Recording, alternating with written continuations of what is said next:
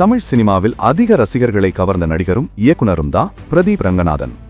1993ஆம் ஆண்டு ஜூலை 25ஆம் தேதி தமிழகத்தின் சென்னையில் பிறந்துள்ளார். கல்லூரி படிப்பின் போதே குறும்படங்களை இயக்குவதில் ஆர்வம் காட்டி வந்தார். 2019ஆம் ஆண்டு நடிகர் ரவிமோகன் அவர்களை வைத்து கோமாளி எனும் திரைப்படத்தை இயக்கியிருந்தார். இந்த திரைப்படம் விமர்சன ரீதியாகவும் வசூல் ரீதியாகவும் மிகப்பெரிய வெற்றியடைந்தது. இதனைத் தொடர்ந்து 2022ஆம் ஆண்டு பிரதீப் ரங்கநாதன் அவரது இயக்கத்தில் அவரே கதாநாயகனாக லவ் டுடே எனும் திரைப்படத்தில் நடித்திருந்தார். இந்த திரைப்படம் எதிர்பாராத விதமாக மிகப்பெரிய வெற்றி படமாக மாறியது என சொல்லலாம். இந்த திரைப்படம் 100 கோடிகளை கடந்து வசூல் செய்திருந்தது.